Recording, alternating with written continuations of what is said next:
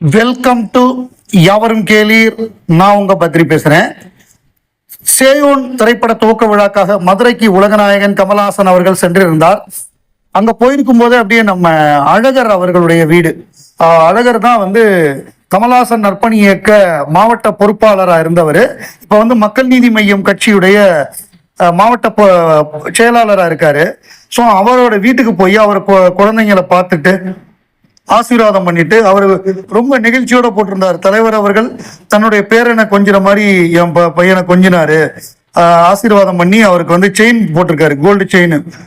அந்த பிக்சரும் போட்டிருக்காங்க. வீட்டில் எல்லாரையும் விசாரிச்சுட்டு அவங்கள பார்த்துட்டு போயிருக்காரு. ஸோ இந்த அளவு அவருடைய பாண்டு, ரசிகர்களோடு அவருடைய நெருக்கம்.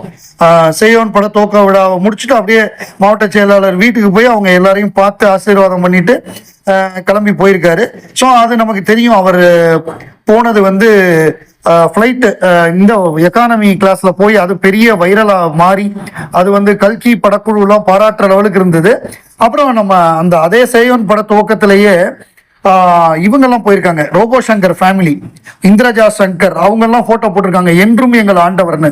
அதாவது ரோபோ சங்கர் மறைந்தா கூட அந்த ஃபேமிலியெல்லாம் அப்பப்போ கூப்பிட்டு எப்படி இருக்கீங்க, உங்களுக்கு ஏதாவது தேவையா, பண உதவி எதுவும் வேணும்னாலும் அந்த மாதிரி கேட்கக்கூடியவர் உலகநாயகன் அவர்கள். ஸோ அதை அவர் கரெக்டாக பண்ணுறாரு. அவங்கள தொடர்ந்து இந்த மாதிரி விழாக்களுக்கு கூப்பிடுறாரு, அவங்களோட சேர்ந்து ஃபோட்டோ எடுத்துக்கிறாரு. அந்த பழசை மறக்காமல் அந்த நட்பை அப்படியே கண்டினியூ பண்றாரு. அது எல்லாமே மிக பாராட்டப்பட வேண்டிய ஒரு விஷயமா தான் நான் பாக்குறேன். சூர்யா ரொம்ப உற்சாகமா இருக்காரு, எல்லாருக்கும் பதில் போடுறாரு ட்விட்டர்ல டப்பு டப்புன்னு. அதுல உலகநாயகன் கமல்ஹாசன் அவர்களுக்கு அவர் வாழ்த்தி போட்டிருந்தார். இந்த படம் தடையில்லாமல் இவ்வளவு பிரச்சனைக்கு அப்புறம் வருது, அந்த படம் வெற்றி பெற வாழ்த்துக்கள்னு வாழ்த்தி இருந்தாரு. அதுக்கு இவர் ஆர்ஜே பாலாஜி நன்றி சொல்லியிருந்தாரு. அப்புறம் சூர்யா அண்ணா நான் உங்க வழியில தான் நடக்கிறேன், உங்களுக்கு நன்றி அப்படின்னு சொல்லி சூர்யா அவர்கள் வாழ்த்திருந்தாரு. சூர்யாவுக்கு இது ரொம்ப முக்கியமான படம். ஏன்னா கடந்த 10 வருடங்களாக தேட்ரிக்கல் ஹிட்டே இல்லாம இருந்த சூர்யாவுக்கு இந்த படம் ஒரு மிகப்பெரிய டேர்னிங் பாயிண்ட். அந்த படம் இதுவரை 170 கோடி ரூபாய் கலெக்ட் பண்ணிருக்கு. அந்த படத்தோட தேட்ரிக்கல் ரைட்ஸுங்கிறது 70 கோடி ரூபாய்க்கு வேர்ல்டு வைடு போனது. அந்த படம் 170 கோடி ரூபாய் கலெக்ட் பண்ணிருக்கு. அதாவது 128%. அதாவது இதுல என்ன பியூட்டின்னா, அந்த படம் ரிலீஸ் ஆன எல்லா ஊர்லயுமே 5 நாளைக்குள்ள போட்ட காசை எடுத்துட்டாங்க, ரெக்கவர் பண்ணிட்டாங்க. ப்ராஃபிட் இனிமே ப்ராஃபிட் ஜோன்ல தான் போகுது. காடு மோட் அப்படின்னு போடுறாரு செகண்ட் ஹாஃப். இது ப்ராஃபிட் மோட்ல போறாரு சூர்யா. ஸோ இந்த படம் அவங்களுக்கு மிகப்பெரிய ஒரு நேத்திக்கு 19 கோடி ரூபாய் கலெக்ட் ஆயிருக்கு. அதாவது வீக் டேலயே இவ்வளவு கலெக்ட் ஆகுதுன்னா திருப்பி சாட்டர்டே சண்டேல ஒரு கலக்கும். ஸோ பெரிய ஒரு கலெக்ஷனு. இது ஒரு வெரி ரேர் அச்சீவ்மெண்ட். ஏன்னா ரிலீஸ் பண்ண எல்லா ஏரியாலையும், அதாவது எல்லா ஏரியான்னா தமிழ்நாடு மட்டும் இல்லாமல் கர்நாடகா, ஆந்திரா, தெலுங்கானா, ஓவர்சீஸ், அப்புறம் ரெஸ்ட் ஆஃப் இந்தியா, இந்த மாதிரி என்னென்ன ரீஜன்ல எல்லாம் இந்த படம் ரிலீஸ் ஆச்சோ அவ்வளோ ரீஜன்லையும் அவங்க எவ்வளவுக்கு வாங்கியிருக்காங்களோ. இப்போ உதாரணத்துக்கு 7 கோடி ரைட்ஸ் அப்படின்னா ஆந்திரா, தெலுங்கானா 10 கோடி கலெக்ட் ஆயிருக்கு. இங்க அதே மாதிரி கேரளால 3 கோடி ரைட்ஸ்னா 5 கோடி கலெக்ட் ஆயிருக்கு. தமிழ்நாடு 70 கோடி எல்லாம் தாண்டி போயிடுச்சு. ஸோ ரைட்ஸ் எல்லாம் தாண்டி போயிடுச்சு. ஸோ வேர்ல்டு வைடு இந்த படம் ஒரு பெரிய வசூல் சாதனை பண்ணிட்டு இருக்கு. அதாவது படத்தோட குவாலிட்டிக்குள்ள நான் போல, சில பேருக்கு பிடிக்கலாம், சில பேருக்கு பிடிக்காம இருக்கலாம். நல்ல படம் எடுத்து ஓடாம போகுது இல்ல, அப்ப ஒரு சுமாரான படமா இருந்து அது ஓடுனா தப்பு கிடையாது, அது ஈக்குவல் ஆயிடும். அதனால இது வசூல் ரீதியாக இது சூர்யாவுக்கு ஒரு மிகப்பெரிய ஒரு turning point. As a fellow Kamal ஃபேனாக இது நமக்கு ரொம்ப மகிழ்ச்சி. தொடர்ந்து அவர் நல்ல வெற்றி படங்களை கொடுக்கட்டும். சாண்டி மாஸ்டர் ஒரு பேட்டி கொடுத்துருக்காரு. எனக்கு எப்போதுமே ஒரு கனவு இருந்தது, சில பேரோட ஒர்க் பண்ணணும் அப்படின்னு. தனுஷோட ஒர்க் பண்ணணும்னு ஆசைப்பட்டேன், அவரை ஃபுல்லா ஆட வச்சுட்டேன் அப்படின்னு. அப்புறம் ரஜினி சாரோட பண்ணும்போது சிட்டுக்கு சாங் கூலி படத்துல இருந்தது. அதுல எனக்கு ஒரு டவுட், இந்த ஸ்டெப் எல்லாம் அவர் ஆடுவாரா, ஃப்ளோர் மூவ்மெண்ட் எல்லாம் போடுவாரா அப்படின்னு போய் அவர்கிட்ட நான் கேட்டேன். அவர் தூங்கிட்டு இருந்தவர் எந்திரிச்சு எப்படி பண்ணணும்னு சொல்லுங்க பண்ணிடுவோன்ட்டாரு. என்ன பண்ணணும்னு கேட்டாரு, பண்ணிட்டாரு. கமல் சார் நிறைய இந்த மாதிரி சாங் தான் ஆடி இருக்காரு, அவர் ஆடாத ஆட்டமே கிடையாது. சிங்காரி சரக்கு பாட்டெல்லாம் எப்பவோ ஒரு கலக்கி இருப்பாரு. நான் அந்த மாதிரி பத்தல சாங்ல பண்ணணுங்கிறதான் என்னோட ஆசை.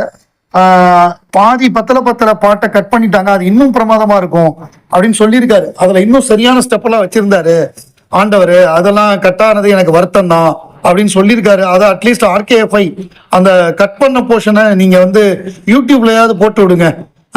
சூப்பராக இருக்கும். நான் அன்கட் வெர்ஷனாக போட்டு விடுங்க, ஜாலியாக அந்த பாட்டை பார்த்து நாங்கள் என்ஜாய் பண்ணுவோம். நாளைக்கு திருஷ்யம் 3 ரிலீஸ் ஆகுது. முடிஞ்சா நாளைக்கு அந்த படத்தை பார்க்கணும் அப்படின்னு எனக்கு தோணுது. ஏன்னா இந்த திருஷ்யம்ங்கிறது வந்து யூனிவர்சலான கான்செப்ட். அதாவது a movie quoted it inspired multiple remakes அப்படின்னு சொல்லலாம். இந்த படம் வந்து தமிழ்ல பாபநாசம்னு எடுத்தாங்க, ஹிந்தியில திருஷ்யம்னு எடுத்தாங்க, தெலுங்குல வந்து துருஷ்யம்னு எடுத்தாங்க, அப்புறம் கன்னடத்துல திருஷ்யான்னு எடுத்தாங்க, தமிழ்ல பாபநாசம்னு எடுத்தாங்க. அப்புறம் இதே செய்யார் ரவி வந்து தர்ம யுத்தா அப்படின்னு ஸ்ரீலங்கால எடுத்தாரு. தர்ம யுத்தா படத்தோட பேரு சிங்களத்துல 2017. ஸோ இந்த மாதிரி மல்டிபிள் லாங்குவேஜ். அப்புறம் ஷீப் வித்தவுட் செப்பர்டுன்னு மேண்ட்ரின் சைனீஸ்ல எடுத்தாங்க 2019. அப்புறம் திருஷ்யம் 2 ஹிந்தி வந்தது நம்ம எல்லாருக்கும் தெரியும். பாபநாசம் வரலங்கிறது எனக்கு வருத்தம். அதாவது பாருங்களேன், சைனீஸ்ல முதற்கொண்டு இந்த படத்தை ரீமேக் பண்ணியிருக்காங்க. ஆனா சைனால என்ன தெரியுமா, சைனா கிளைமேக்ஸை மாத்திட்டாங்க. சைனால எப்படின்னா, நீ வந்து கொலை பண்ணிட்டு தப்பிக்கிறது வந்து அரசாங்கத்துடைய இதுக்கு எதிரானது, சட்டத்துக்கு எதிரானது. அதனால வந்து அவனே போய் சரண்டர் ஆகிற மாதிரி முடிச்சுட்டாங்க போல் இருக்கு கிளைமேக்ஸ். மற்ற எல்லா லாங்குவேஜ்லையும் வந்து தப்பிக்கிற மாதிரி தான் இருக்கும். தமிழ்லேயே கூட ஜல்லிக்கட்டு படம் வந்தப்போ ஒரு பிரச்சனையாச்சு. சிவாஜியும் சத்யராஜும் நடிச்சாங்க. அந்த படத்தோட ஃபர்ஸ்ட் கிளைமேக்ஸ் வந்து இவ்வளவு கொலைகளை பண்ணிட்டு 2 பேரும் தப்பிக்கிற மாதிரி தான் எடுத்திருந்தாங்க. அப்புறம் சென்சார்ல வந்து இந்த படத்தை பேன் பண்ணிடுவோம் அப்படின்னு சொல்லி இந்த கிளைமேக்ஸை நீங்க மாத்தணும்னு சொன்னதுக்கு அப்புறம் 2 பேரும் போய் சரணடைகிற மாதிரி, அவங்களே சரண்டர் ஆகிற மாதிரி கிளைமேக்ஸை கொண்டு வந்திருப்பாங்க. பட் இப்போ மாறிடுச்சு. இப்போ பார்த்தீங்கன்னா இது வந்து ஒரு அமெரிக்கன் ஐடியா. ஒரு கொலை பண்ணிட்டு தப்பிச்சிடலாங்கிறது வந்து ஒரு அமெரிக்கன் ஐடியாவாக தான் அது பார்க்கப்படுது. இப்போ நம்ம ஊர்ல எப்படின்னா கில்ட்டி கான்சியஸ் இருக்கும். இப்போ நீங்க சுயம்புலிங்கம் பாருங்களேன், அந்த கொலை பண்ணிட்டு அவன் அவ்வளவு அந்த குற்ற உணர்ச்சியில அவங்கள்ட்ட அழுவான். ஆனா இதே ஜார்ஜ் குட்டி கல்லு மாதிரி இருப்பான். சுயம்புலிங்கங்கிறது மோர் ஆஃப் நம்ம நம்ம மனநிலையை வெளிப்படுத்துறது தான். ஒரு கொலை பண்ணிட்டு தப்பிக்க கூடாது, கொலை பண்ணவனுக்கு தண்டனை கிடைக்கணுங்கிற அந்த ஒரு கான்சியஸ் இருக்குல்ல, அதை தான் சுயம்புலிங்கம் வெளிப்படுத்தியிருப்பாரு. அதனாலதான் சுயம்புலிங்கம் வந்து மற்ற எல்லாரையும் விட தனிச்சு நிக்கிறாரு, மற்ற எல்லா பார்ட்டையும் விட. தேர்ட் பார்ட் எப்படி இருக்கும், நான் 2 பார்ட் பார்த்ததுனால தேர்ட் பார்ட் பார்க்கணுங்கிற ஆர்வம் இருக்கு. நான் ஹிந்திலையும் பார்த்தேன், ஹிந்திலையும் பிரமாதமா இருந்தது. அஜய் தேவ்கனுடைய நடிப்பு நல்லா இருந்தது. மோகன்லால் கேட்கவே வேண்டாம், பிரமாதமா நடிப்பாரு. இந்த தேர்ட் பார்ட் எப்படி இருக்கும் அப்படின்னு பாக்குறதுக்கு ஒரு ஆர்வம் இருக்கு. முடிஞ்சதுன்னா நாளைக்கு இந்த படம் ரிலீஸ் ஆகுது May 21, பார்ப்போம். பார்த்துட்டு அதை ரிவ்யூ பண்ணலாம். மலையாளத்துல அதிரடின்னு ஒரு படம் இப்ப வந்திருக்கு. அந்த படம் சூப்பரா இருக்குங்கிறாங்க. இந்த காலேஜ் கேம்பஸ்குள்ள நடக்கக்கூடிய ஒரு கதை. இது வந்து சோனி லிவ் படம் படம் after theatrical rights, post theatrical rights வந்து இந்த படம் வந்து சோனி லிவ் வாங்கியிருக்காங்க. இந்த படத்தோட விளம்பரத்துக்காக இதுக்கு கூட வந்திருந்தாங்க.